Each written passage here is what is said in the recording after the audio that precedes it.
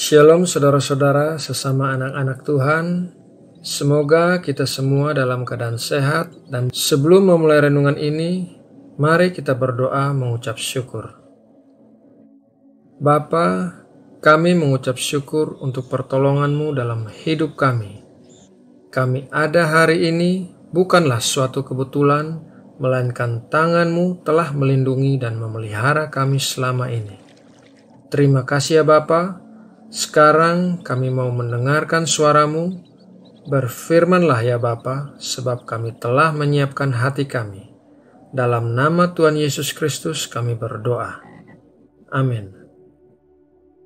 Saudara yang terkasih, Dewasa ini buku-buku yang ditulis mengenai rahasia agar disukai orang lain telah menjadi bestseller di toko-toko buku.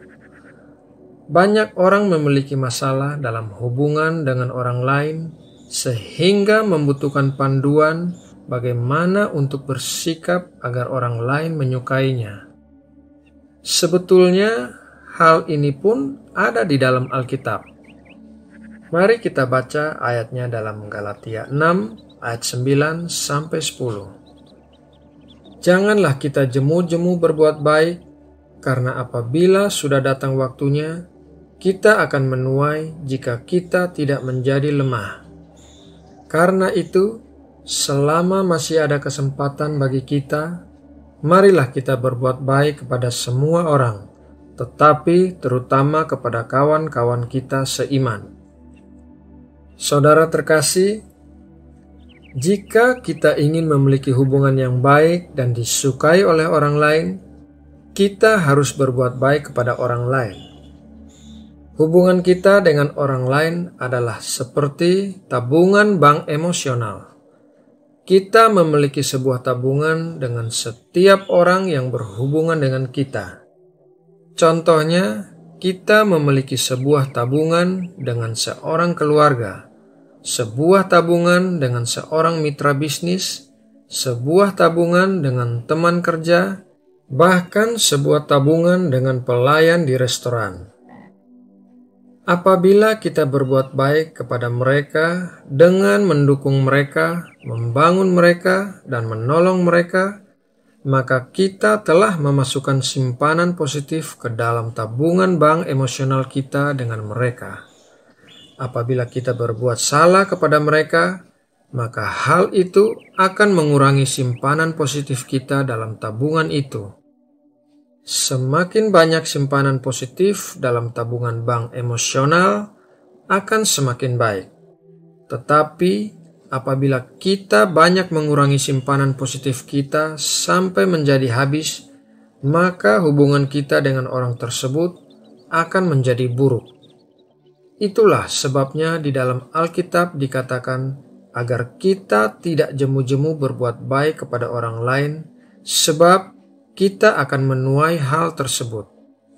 Sekarang, bagaimana caranya kita berbuat baik kepada orang lain? Sebetulnya hal-hal yang sederhana yang kita lakukan kepada orang lain bisa menambah simpanan positif dalam tabungan bank emosional kita bersama mereka. Contohnya saja, ketika kita bertemu dengan seseorang di supermarket, kita mendekati dan menjabat tangan mereka sambil bertanya kabar mereka. Atau kita bersikap ramah, bersikap menyenangkan, atau memuji kasir di supermarket yang telah bekerja dengan baik. Contoh lainnya di rumah, kita bisa memeluk atau mencium istri kita dan mengatakan bahwa kita mencintainya, memuji masakan istri, atau memuji betapa rapihnya rumah yang telah dibereskannya. Kita juga bisa membuat simpanan positif di dalam tabungan bank anak kita dengan menghabiskan waktu bersama mereka, mendengarkan putra kita saat dia bermain gitar atau pergi ke taman bersama mereka.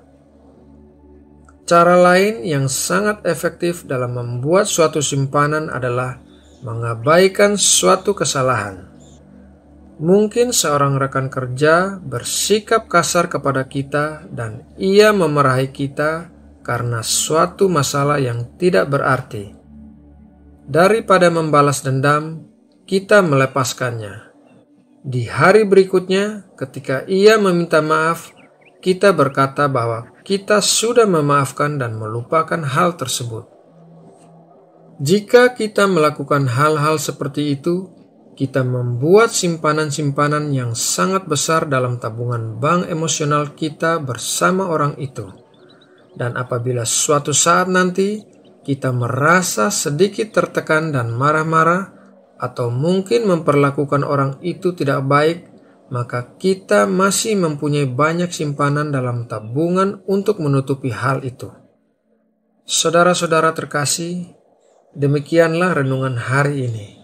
Apabila saudara menyukai renungan ini, saudara bisa memberikan like, subscribe, atau membagikan video ini agar menjadi berkat bagi saudara-saudara yang lain. Dan untuk menutup renungan ini, mari kita berdoa. Bapa yang kami sembah di dalam roh dan kebenaran, terima kasih telah mengingatkan kami lewat renungan ini untuk selalu berbuat baik kepada orang-orang di sekeliling kami, karena suatu saat nanti kami akan menuai dari apa yang kami tabur. Ingatkan kami untuk tidak berbuat jahat kepada orang lain, sehingga membuat hubungan kami dengan orang tersebut jadi memburuk. Terima kasih ya Bapa.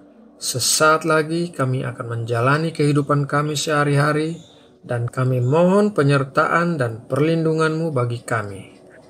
Berkati apa yang kami lakukan dengan tangan kami, urapilah perkataan dan perbuatan kami, sehingga apa yang kami lakukan hari ini memuliakan Engkau saja. Jadikanlah kami berkat dimanapun kami Engkau tempatkan. Biarlah kami dapat menjangkau jiwa-jiwa di sekeliling kami dan memenangkan mereka bagi Kristus. Terima kasih ya Bapa. Kami juga mau berdoa bagi Indonesia.